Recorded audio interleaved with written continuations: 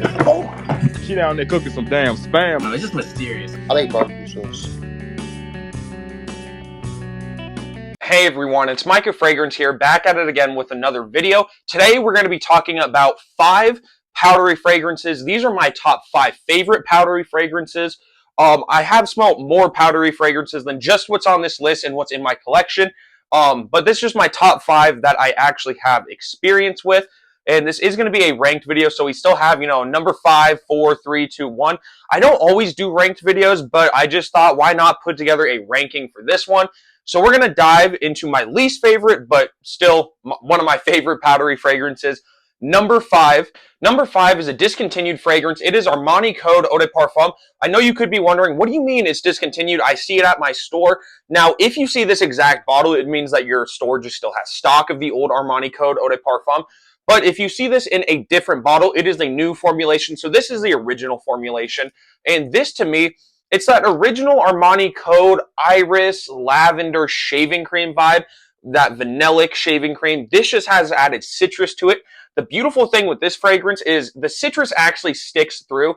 It's not just like in the opening and then you just get the original Armani Code the whole way. The whole way, from as soon as you spray it to the, till you can't smell this fragrance anymore, you get the original Armani Code DNA with a lot of this like nice powdery citrus.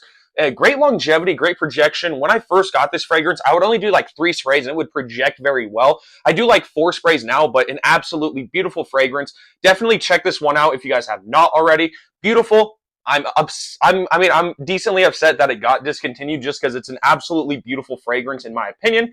That's number 5. We're going to be going on to number 4, which is a very cheap fragrance. So as I said, number 4 is very cheap, but how cheap? How about 20 bucks? Fragrance World Baraka Amber Eve is the fragrance I'm talking about. This is a clone of Maison Francis Kurkdjian's Grand Soir.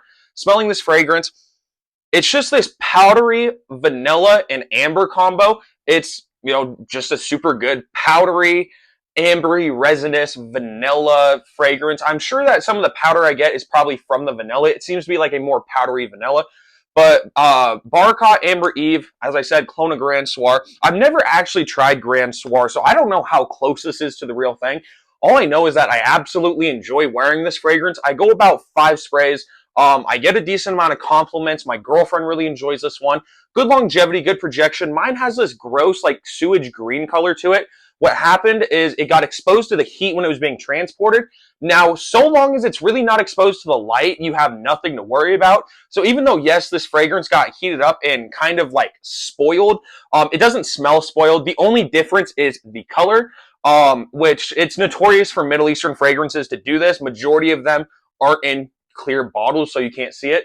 But Fragrance World Amber Eve is my number 4. Very, very good. This is like tied for the cheapest fragrance. We have another one that's like 20 bucks coming up on this list.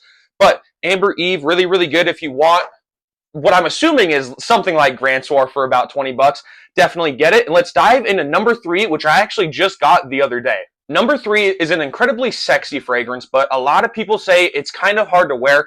Honestly, I disagree. We're talking about Dior Homme Intense right now. This is a beautiful fragrance, has that Dior Homme DNA. It's this super nice lavender iris fragrance, very powdery, woodsy. There's some suede or some sort of leather in here, I'm pretty sure, if I'm not mistaken. I wore this yesterday. I did like 4 sprays.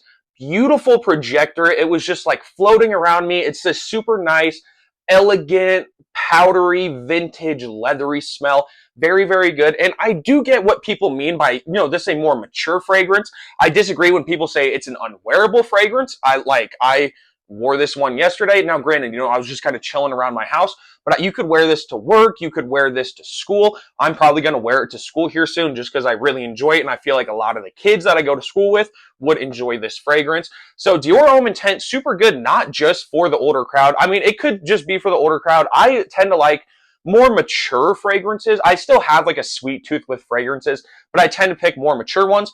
Dior Homme Intense, good longevity, good projection. Let's go on to number 2, which is again like 20 bucks.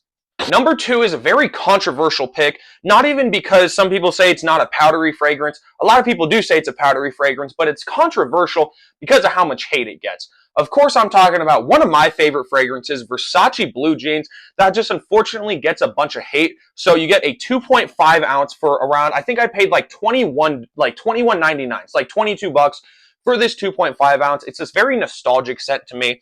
It's very citrusy, fresh, really good for like that warm weather. Now, the interesting thing with this fragrance, when I wear it in the warm weather, I get more of that citrusy freshness. And when I wear it more in the cooler weather, I get more of that powdery, old school spiciness. So this definitely is a fragrance that depends on the weather. I think it's beautiful, you know, wearing it in the cold and in the warm weather, but I prefer to wear this one in the warm weather. As I said, it's very citrusy, it's powdery, there's rose. It's this floral powder old school fragrance. Now that's why people hate on it. They're like, it smells like a grandpa. It doesn't smell like a grandpa, okay? It came out in the 90s. Majority of fragrances or fragrance DNAs that are super good, still being used to this day, were made in like the 90s and 2000s. So I don't want to hear people saying like every fragrance from the 90s is outdated. Versace Blue Jeans, in my opinion, definitely not outdated. And I've gotten a decent amount of people, I wouldn't say hooked on the Versace Blue Jeans, but definitely, you know, become supporters of Blue Jeans. King Fragrance, I'll have him right up there if I remember to edit him in.